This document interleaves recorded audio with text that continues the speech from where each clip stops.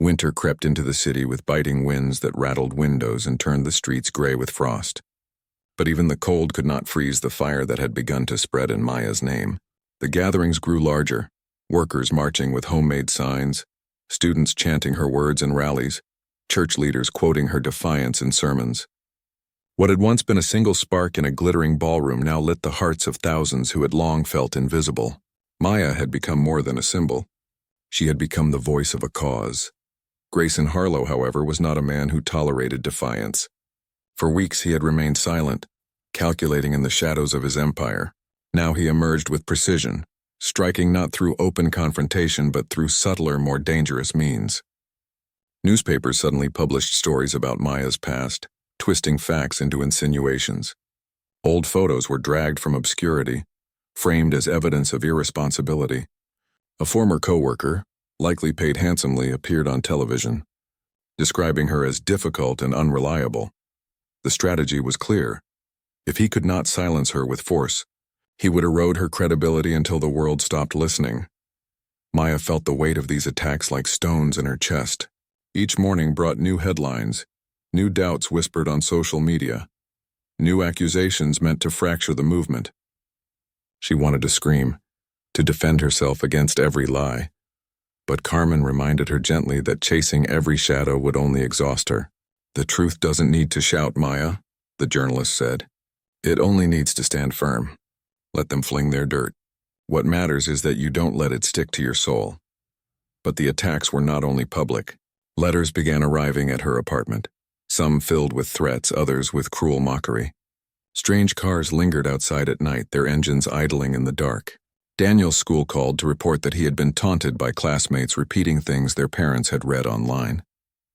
It was one thing for Maya to carry the burden herself. It was another to see it touch the people she loved. One evening, she sat at the kitchen table with her grandmother, the weight of exhaustion etched into every line of her face. "I don't know if I can keep doing this," she confessed, her voice breaking. "He's too powerful. He can crush me in 1,000 ways, and I can't protect Daniel from all of them." Her grandmother reached across the table, her frail hand covering Maya's. "Power is not always what it seems, child. Yes, he has money, he has influence. But you have something he will never possess, the hearts of those who believe in you. That is why he fears you. That is why he fights so hard to break you. Do not give him what he wants." The words rekindled something within Maya, though the doubt still lingered. She knew she had to find a way not just to endure the storm, but to channel it. The opportunity came unexpectedly. A coalition of labor groups invited her to speak at a citywide rally, one that promised to draw thousands. They wanted her to be the keynote, the face of a movement demanding respect for workers across industries. Maya hesitated, terrified of standing before such a massive crowd. But she also knew that shrinking back now would hand victory to Grayson. After long nights of thought, she agreed. The day of the rally dawned cold but bright. The city square swelled with people, workers in uniform, students with banners, parents holding children on their shoulders. Chants rose like waves, echoing between buildings. The stage at the center was simple, just a podium and a microphone, but to Maya it felt like a mountain. As she walked up, the crowd erupted in cheers, their voices carrying her forward. She gripped the podium, her hands trembling, and for a moment the weight of fear pressed down. But then she saw Daniel near the front, his small hand waving proudly. She saw her grandmother sitting bundled in a coat, her frail frame upright with dignity. She saw Carmen with her notepad, Lena with her fiery determination, Javier with his clenched fists. And she realized she was not alone. When she began to speak, her voice was quiet but steady. She did not recite lofty slogans or polished speeches. Instead, she told her truth. She spoke of the night in the ballroom, of the humiliation she endured, of the moment she decided not to bow. She spoke of every worker who had ever been silenced, every mother who had labored unseen, every young person told they were worth less because of where they came from. Her words rose not as rhetoric but as lived reality, raw and unadorned. The crowd listened in rapt silence, broken only by murmurs of agreement, gasps of recognition, and bursts of applause. By the time she finished, her voice carried with a strength that even she had not known she possessed. "This fight," she declared, her voice ringing out across the square, "is not about one woman and one man. It is not about one night in one ballroom. It is about dignity. It is about respect. It is about every single person who refuses to be invisible. They can try to silence us. They can try to break us. But we will not bow. We will not be invisible. We will stand together and we will be heard. The roar that followed shook the square. Thousands of voices rose in unison, chanting her name, chanting the cause. In that moment, Maya understood that she had crossed a threshold from which there was no return. She was no longer just surviving, she was leading. From his penthouse across the city, Grayson Harlow watched the broadcast on a wall of screens. His jaw clenched as he saw the crowd swell, as he heard her words echoed like thunder. For the first time in his career, he felt something he rarely experienced: fear. Not fear of Maya herself, but fear of the idea she represented. The idea that his power was not absolute, that it could be challenged by the dignity of those he considered beneath him. And so he resolved to escalate. If smears and threats had not silenced her, then he would unleash the full weight of his empire. Lawyers, lobbyists, politicians, he would summon them all to crush this movement before it grew beyond his control. Maya had lit a fire, yes, but he would bury it beneath stone. What he did not yet realize was that the fire was no longer confined to her. It had spread too far, too fast, burning in the hearts of countless others. And even if he managed to break her, the flame would live on. The laughter from the men lingered in the air like smoke, thin but suffocating. For Maya, the sound pierced more sharply than the billionaire's grip on her collar or the ache in her ribs from Brent's careless kick. She had faced ridicule before, whispered words about her skin, her uniform, her accent. But never had the cruelty been so deliberate, so staged before an audience. Around her, the other guests were locked in a peculiar paralysis, some horrified, some smirking, most simply uncomfortable, unwilling to interfere in something that did not directly concern them. It was always like that in such rooms, she realized. People with voices refusing to use them unless it benefited their own image. Her collar pulled tighter against her throat, the billionaire towering above her like a judge preparing a final sentence. Yet in that instant her fear bent inward, collapsing into a stillness she had never known before. The humiliation burned, but beneath it stirred something that felt older than the ballroom, older than the chandeliers or the lineage of the men who mocked her. It was the weight of her grandmother's words, spoken countless times in their tiny kitchen, words that had been stitched into her bones like thread into cloth. Strength, Maya, is not in the shout. It is in the silence that refuses to bow.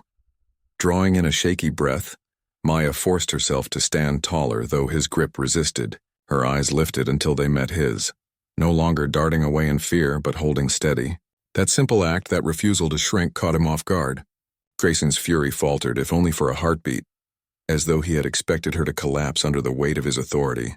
For the first time, she saw not just power in his gaze, but something else, an insecurity that lashed out to keep others beneath him. Her silence pressed heavier than any scream could have, and that unsettled him. "Do you even understand who I am?" he demanded, his voice slicing the air like steel. "You're nothing. You don't speak unless spoken to, and you certainly don't look me in the eye like an equal." His words were venom, meant to wound, but the longer he spoke, the more Maya realized they revealed something about him, not her. A man certain of his worth did not need to shout it across a ballroom. A man secure in his strength did not need to break others to feel tall, and though she trembled, though her ribs throbbed and her throat ached where his fist tightened fabric against her skin, she felt a strange calm spread within her. "I understand," Maya whispered at last, her voice low but unwavering. "That you're wrong." The words, barely louder than the clink of silverware, spread across the room nonetheless. Gasps rippled again, sharper this time, because no one in such a setting dared speak back to Grayson Harlow. But Maya had. Her voice carried no malice, no anger, only certainty, and that certainty unsettled him far more than tears would have. Wesley shifted uncomfortably in his chair, his smirk slipping. Brent frowned as though the script had not been followed correctly. The audience that had been content to remain silent now leaned forward, sensing a shift in balance. Grayson's jaw clenched. He pulled her collar tighter, but Maya did not flinch. He shook her slightly, as if to rattle loose the defiance in her eyes, but the more he tried, the stronger her stillness became. It was then that Maya realized her grandmother had been right all along. Power was not always in wealth or title. Sometimes, power was simply in refusing to be broken. The tension stretched until the ballroom itself seemed to hold its breath. Then, with a suddenness that startled even his companions, Grayson shoved her back. Maya staggered but did not fall. Her collar slipped free, her uniform torn where his grip had pulled the seams apart. But she stood upright, breathing hard, eyes still locked on him. The silence that followed was not the silence of humiliation but of recognition. The crowd, passive moments ago, now saw something they had not expected. A woman bloodied yet unbowed. A worker who had been dragged into the spotlight and had chosen not to cower beneath it. Grayson, perhaps sensing the shift, tried to reclaim control. He raised his voice louder than before, declaring, "Get her out of here. She's finished. Do you hear me? Fired, blacklisted, ruined. She'll never serve another table in this city again." His words rang harshly, desperate rather than commanding. Maya's chest tightened at the threat, for she knew it was not an empty one. Men like him could make a single phone call and close every door she might hope to knock on. The weight of survival pressed heavy on her shoulders. The bills waiting at home, the medicines, the future she had promised her younger brother. For a fleeting moment, fear threatened to crush the fragile defiance she had found. But then she remembered something else her grandmother had once told her. "They can take your job, child. They can take your home. But they cannot take the truth you carry in your spine. Walk with it, and the world must make room." So instead of begging, instead of apologizing once more, Maya lifted her chin higher. She gathered the shredded edges of her uniform together with one hand, squared her shoulders, and said nothing. Her silence was louder than his threats. Her composure was sharper than his fury. The ballroom, filled with the elite of the city, watched in astonishment. They had come expecting an evening of wine and speeches about generosity. Instead, they were witnessing a drama far more real. Many would later remember not Grayson's outrage, but the way Maya stood in the ruins of her uniform, refusing to bend. At last, the hotel manager rushed forward, his face pale, his bow tie crooked from haste. He glanced at Grayson, then at Maya, then back again, trapped between the wrath of a billionaire and the dignity of a worker who had refused to break. He stammered something about handling the situation, about escorting Maya out, but his words sounded small and ineffectual in the charged silence. Maya did not wait to be dragged. She turned, her steps steady despite the trembling in her body, and walked toward the staff door. Each step felt like defiance hammered into the marble floor. Each stride echoed with the knowledge that she had not surrendered her dignity, even if she lost everything else. And as she disappeared from the room, a strange thing happened. No one laughed. Not Wesley, not Brent, not even Grayson. The only sound was the soft clinking of a glass set back onto a table, as though the entire ballroom had been reminded that even wealth and status could not silence a spirit that refused to bow. The days following Maya's dismissal unfolded like a storm that refused to end. What began as a murmur in the corners of social media soon grew into a roar that echoed across the city.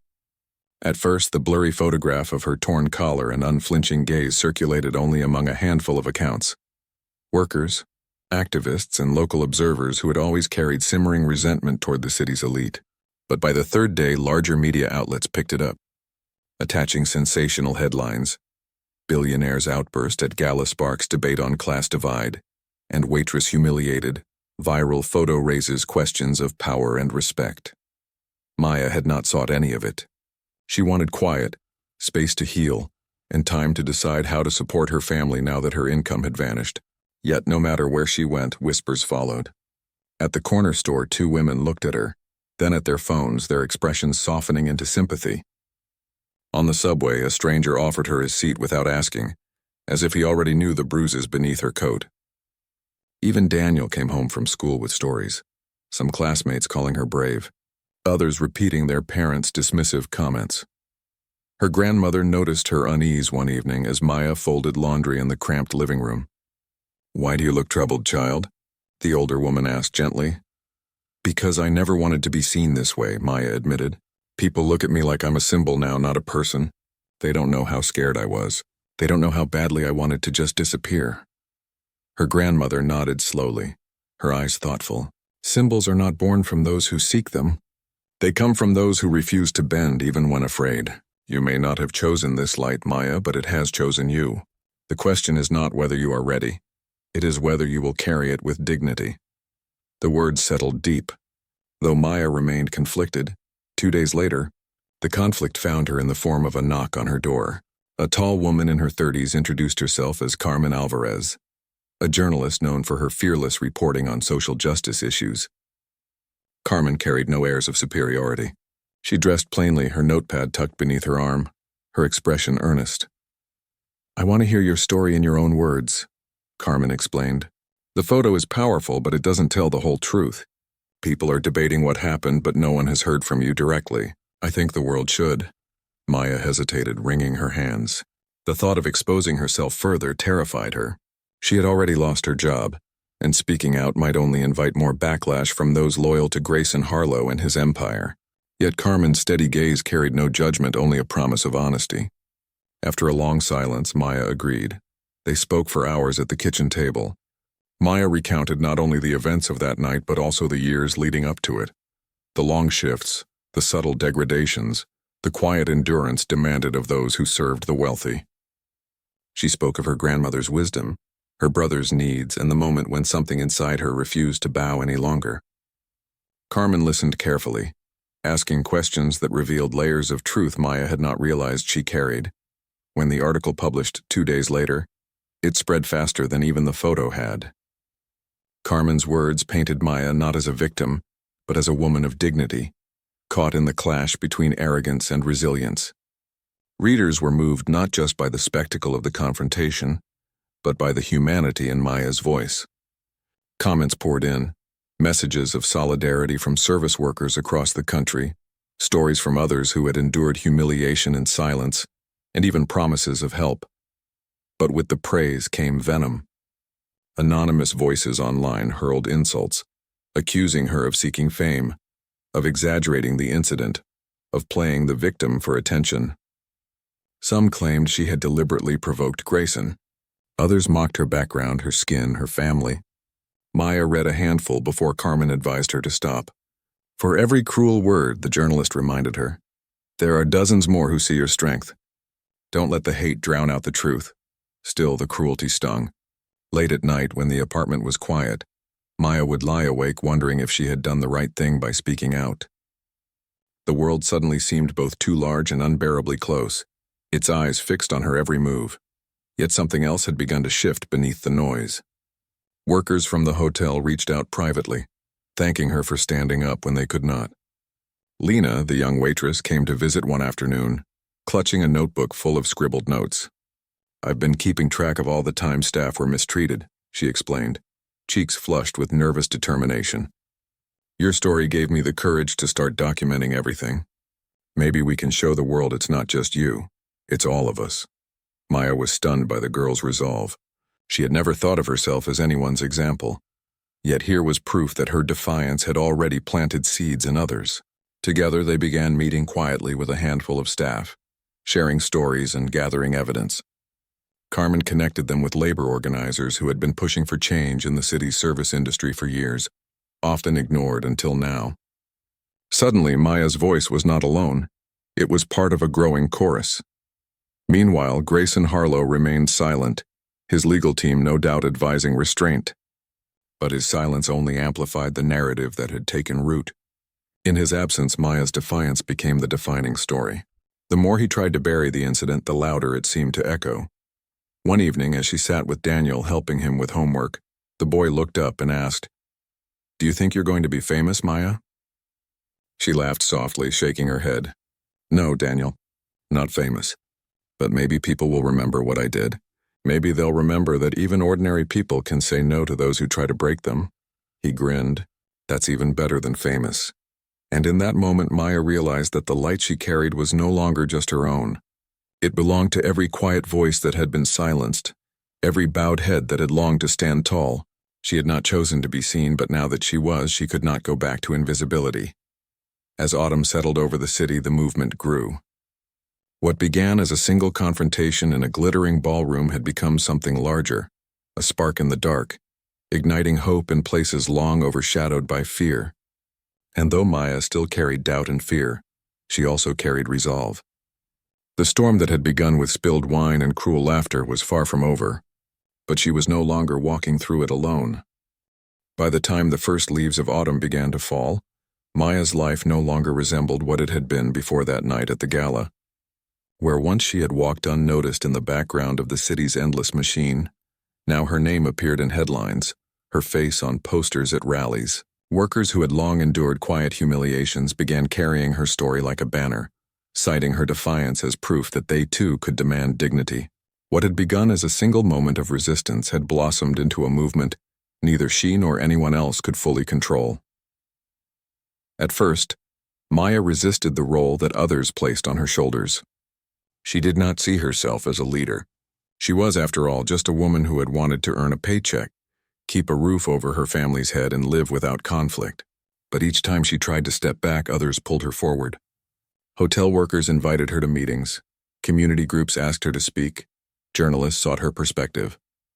Every voice around her insisted that her courage meant something larger, that her silence would now be a betrayal not just of herself, but of everyone who had drawn strength from her. One evening, she found herself sitting in a small church basement surrounded by a dozen service workers, waiters, cleaners, doormen, cooks. Their faces carried exhaustion, but their eyes burned with something more potent: determination. A young cook named Javier spoke first, describing how his manager routinely withheld tips. An older maid named Elise shared how she had been forced to work double shifts without overtime pay. Each story spilled into the next, a chorus of injustices that had long been ignored. When the room fell quiet, all eyes turned to Maya. She hesitated, her hands clasped tightly in her lap. "I'm not a leader," she said softly. "I never wanted this. I just wanted to keep my job." Elise shook her head firmly. "That's exactly why you are a leader. Because you didn't go looking for it. But when the moment came, you didn't bow. That's what we all need, to see that it's possible." The room murmured in agreement, and Maya felt the weight of their hope press down on her. She thought of her grandmother's words, of Daniel's proud eyes, of the countless messages she had received from strangers thanking her for standing tall. Slowly, she realized that leadership was not about wanting power. It was about shouldering responsibility when it came. She drew a breath and said, "Then, if we are going to do this, we do it together. Not just my story, our story. Not just one night in a ballroom, but every night in every kitchen, every shift in every hotel, every hour of every worker who deserves respect." The room erupted in applause, not loud or showy, but filled with conviction. In that moment, Maya stepped into the role she had tried so hard to avoid. Meanwhile, in the glittering towers of the city, Grayson Harlow was far from silent. Though he had initially avoided public comment, his patience was thinning. Reports leaked that he had been pressuring allies in business and politics to shut down the growing noise, to frame Maya as a liar seeking attention. Behind closed doors, he raged at the idea that a single woman from the service staff could tarnish his reputation. His empire had been built on control, of deals, of appearances, of narratives. And now, for the first time, he was losing control. His team began planting stories in the press, questioning Maya's credibility, hinting at a history of incompetence. Anonymous sources claimed she had been difficult at work, that she had a habit of causing problems. The strategy was transparent, yet effective enough to sow doubt among those who preferred comfort over truth. Maya read the articles with clenched fists, anger simmering in her chest, but she refused to be silenced again. With Carmen's guidance, she wrote a public statement, clear, measured, and firm. She did not lash out or return insult for insult. Instead, she laid out the facts of that night and reminded readers of the larger issue, the way power was used to humiliate and silence workers. Her words were not bitter but resolute, and in their restraint they carried more weight than any angry tirade could have. The statement went viral, shared by thousands, quoted in editorials, read aloud at rallies. For every smear attempt Grayson's team launched, Maya's calm defiance only seemed to strengthen her image. She was no longer just the woman in the photo. She had become a voice that refused to be drowned out. Opportunities followed. A local radio station invited her to speak about her experiences. Then a television network. Each time Maya's nerves nearly overcame her, but each time she remembered the faces of those workers in the church basement, the pride in Daniel's eyes, the dignity her grandmother urged her never to surrender. She spoke not with polish but with honesty, her words carrying the raw truth of lived experience. Audiences connected to her because she was not rehearsed, not manufactured. She was real. One evening, after a particularly intense interview, Maya returned home to find Daniel waiting up for her, his homework spread across the table. He looked at her with wide eyes. "Everyone at school saw you on TV today." They couldn't stop talking about it. "Some of the kids said their parents were proud of you. Even Mr. Jenkins, the history teacher, said you're making history." Maya laughed softly, shaking her head. "I'm just telling the truth, Daniel." "Yeah," he said, smiling. "But sometimes the truth is the most powerful thing." His words echoed in her mind long after he had gone to bed. As weeks passed, Maya began to realize that she was no longer reacting to events. She was shaping them. She met with organizers, lawyers, even sympathetic politicians. Discussions arose about labor protections, about dignity in the workplace, about the invisible backbone of the city that was its workers. And though she still felt fear each time she stepped into the public eye, she carried it like a torch rather than a chain. But Grayson was not finished. Behind the walls of his empire, he plotted his next move, determined to crush the woman who had dared defy him. For men like him, power was not only about wealth, it was about ensuring no one else ever believed they could stand against it. Maya had lit a fire, and Grayson Harlow was preparing to smother it. What he did not yet understand, however, was that the fire was no longer hers alone. It had spread, carried in the hearts of workers and strangers alike, and even if she fell, the flames would continue to burn. The morning after the gala arrived with a heaviness Maya could feel before she even opened her eyes. The bruises along her ribs had stiffened overnight, each breath reminding her of the cruelty she had endured. Sunlight filtered weakly through the blinds of the small apartment she shared with Daniel and their grandmother, turning the air into soft gold. For a few fleeting seconds, she allowed herself the luxury of pretending it had all been a bad dream. The confrontation, the torn uniform, the billionaire's threats. But when she sat up, the ache in her body confirmed the truth. Yesterday had not vanished. It lingered, and today would demand its price. Her grandmother shuffled into the living room with the slow, careful steps of someone whose bones had long forgotten youth. The older woman's eyes scanned Maya's face with an instinctive precision only grandmothers carried. "Something happened," she said quietly, not as a question but as certainty. Maya tried to deflect, pouring tea into her grandmother's chipped mug, but the sharpness of that gaze undid her composure.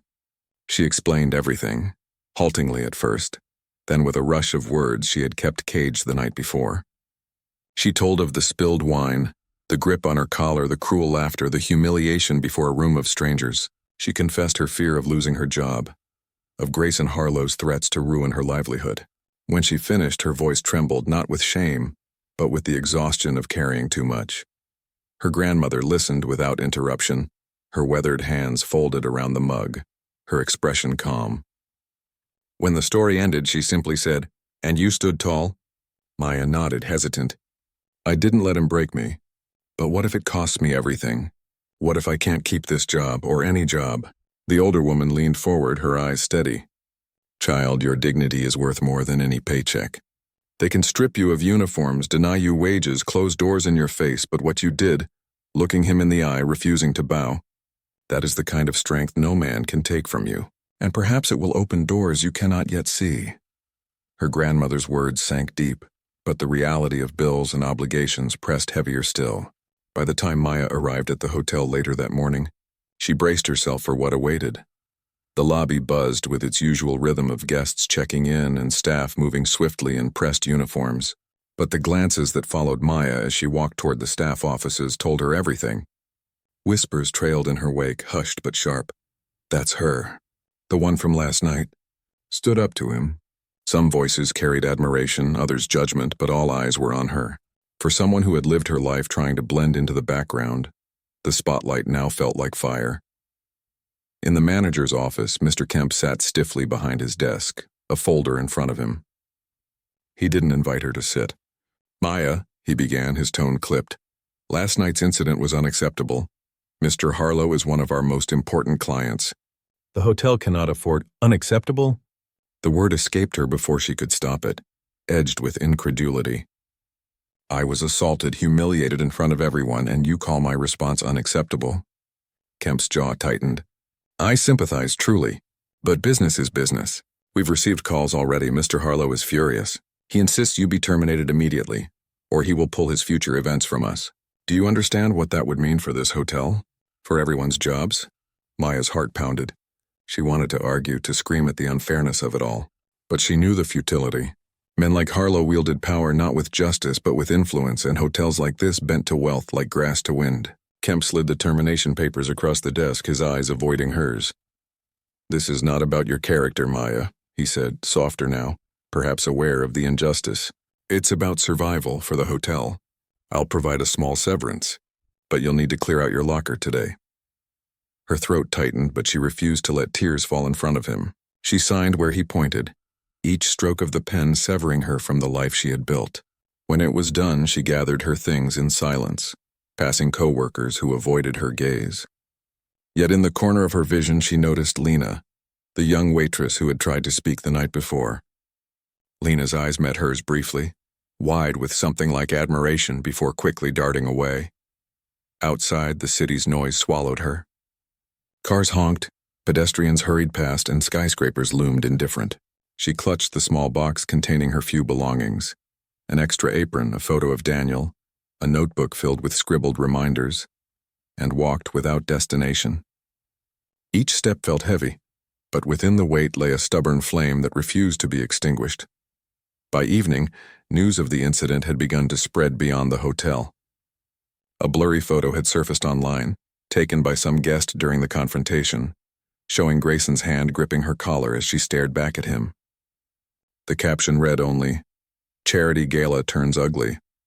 Already comments erupted beneath, some condemning her as clumsy staff who ruined an evening, others defending her as a victim of arrogance. The debate grew, voices clashing in the endless arena of the internet. Maya hadn't sought attention, but now she had it, uninvited and uncontrollable. She read only a handful of the comments before shutting her phone off, her chest tight with both dread and awe.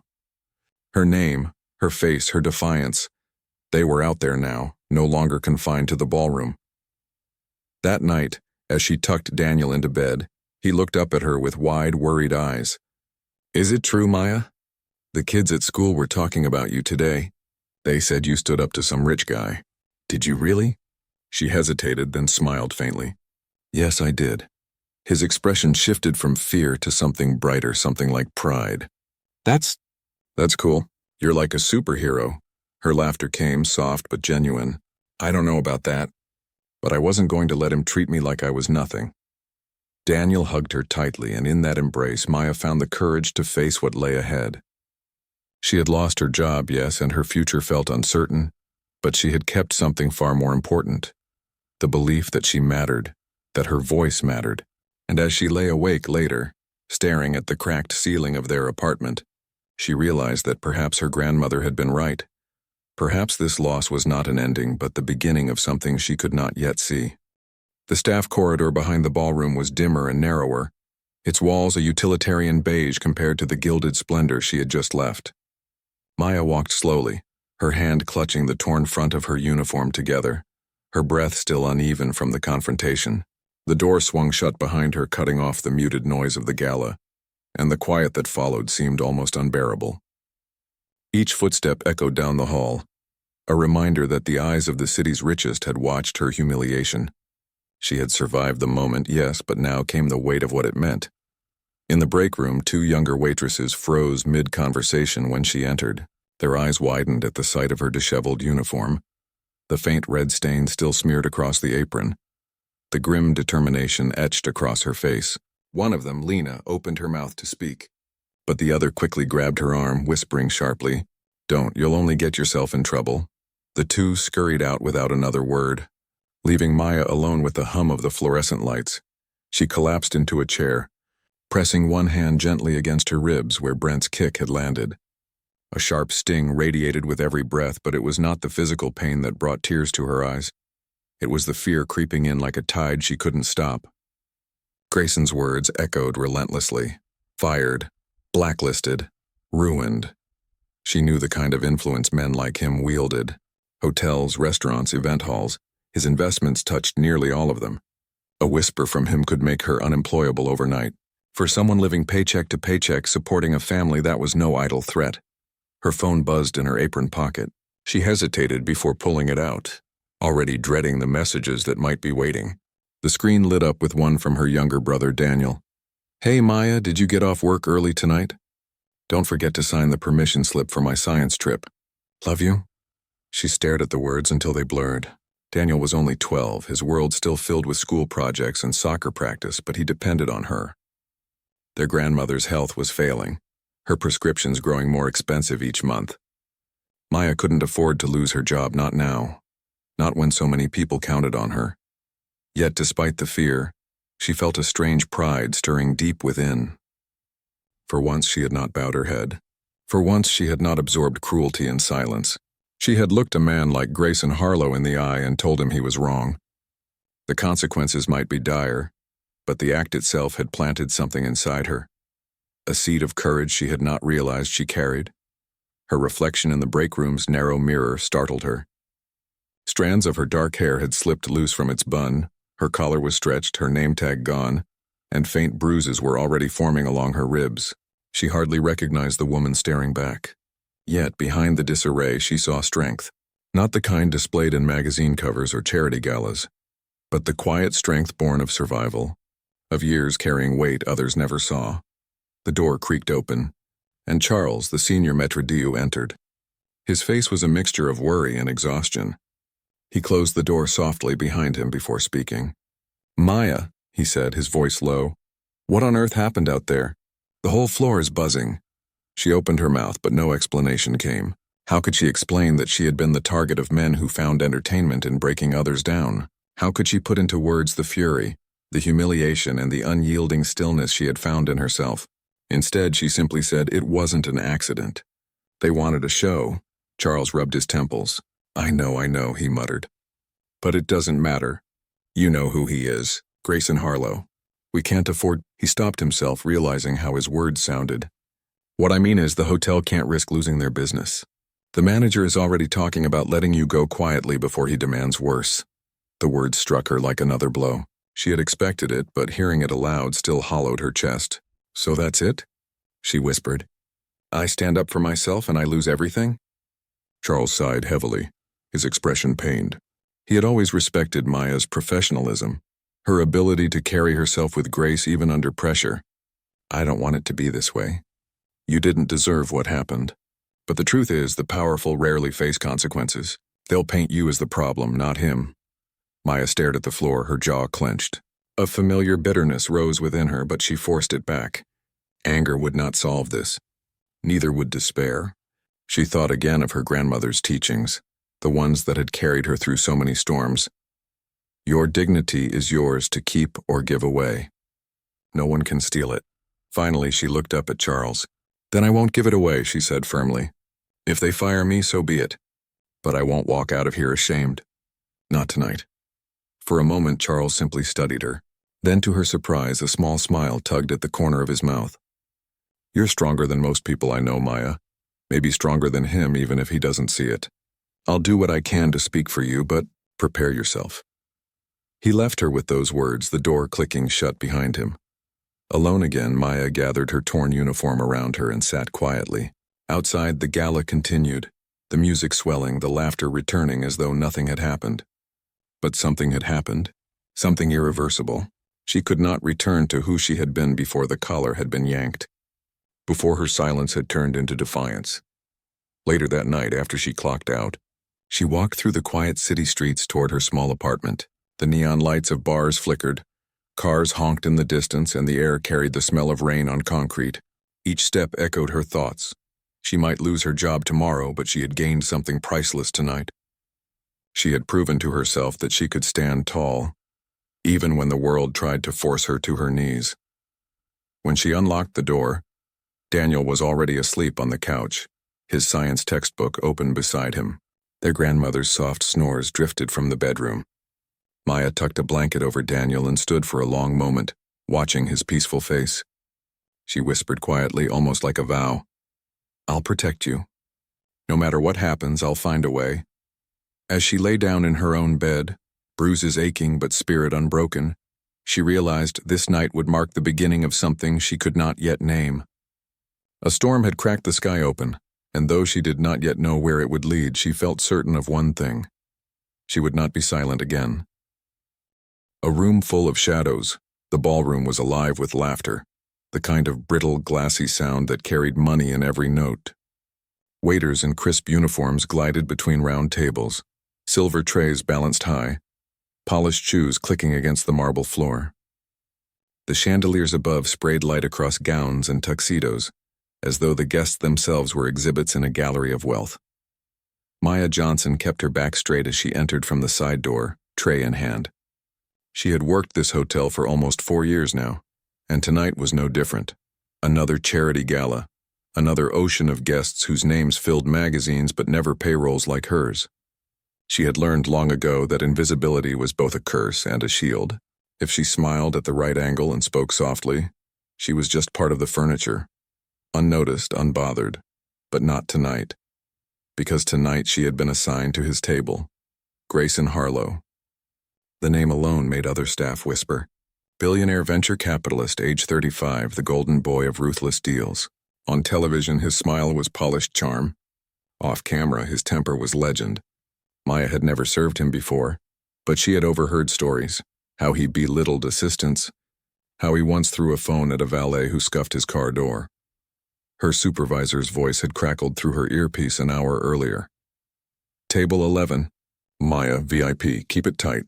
And so here she was, weaving between guests, balancing a vintage bottle of Cabernet on her tray as though it were a sacred offering, a calculated insult. The moment she approached, the conversation at table 11 dipped. 3 men sat there, Grayson at the head, flanked by Wesley Crandall and Brent Sloan, sons of old wealth, men whose eyes always looked like they were measuring how much you were worth and finding you short. Finally, Wesley muttered loudly as she neared. I thought we were invisible. Ironic, Brent added with a smirk. She blends in so well. The laughter that followed was sharp, like knives tossed casually across a table. Maya's chest tightened, but her face didn't change. She had been taught by her grandmother, who raised her, that silence could be a weapon sharper than any retort.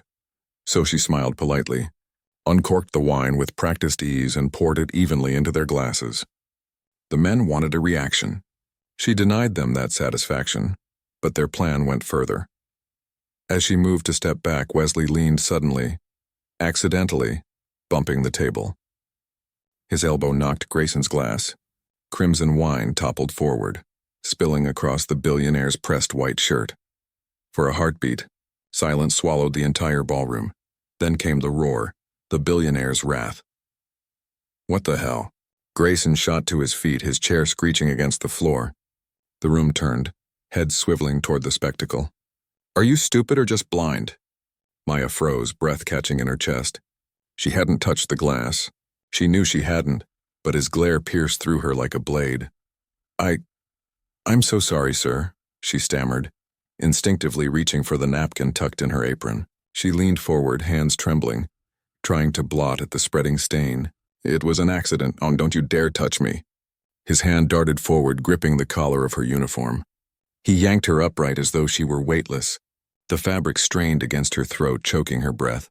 Gasps echoed from surrounding tables. A waiter froze mid-step, a tray of champagne trembling in his hands. Someone whispered, "My God." Maya's pulse thundered. She could feel the heat of his breath, could see the fury etched in every line of his jaw. Do you have any idea what this shirt costs? He snarled. Or do you only count in food stamps? Wesley's laugh cracked like a whip. Brent leaned back, smirking, arms folded. Maya's hands shook as she tried to steady herself. Please, I didn't mean your friend. You blaming him now? Brent sneered, standing suddenly, his blonde hair catching the chandelier's glow. You saying I caused this mess? I just meant. His foot lashed out, kicking her ribs. Pain burst through her side, forcing her to her knees. The tray clattered, the bottle rolled, wine spreading like a wound across the floor. A cry tore from her lips. Then silence again. Breaking point for years. Maya had endured the small humiliations, the careless comments, the snapped fingers, the assumption that her worth was limited to the weight of the tray she carried. She had endured because she had no choice. Rent was due. Her younger brother's school fees stacked up. Her grandmother's medicine wasn't free. But as she clutched her side, breath shallow, something inside her shifted. She thought of her grandmother's voice, steady, unyielding, teaching her when she was just a child. Maya, there will always be people who try to remind you of your place. Don't you ever forget. You decide where your place is. The collar still clenched in Grayson's fist. The pain still seared through her ribs, but her spine straightened slowly as though powered by something deeper than fear. She lifted her eyes, and for the first time that evening, she looked directly at him, and she did not look away.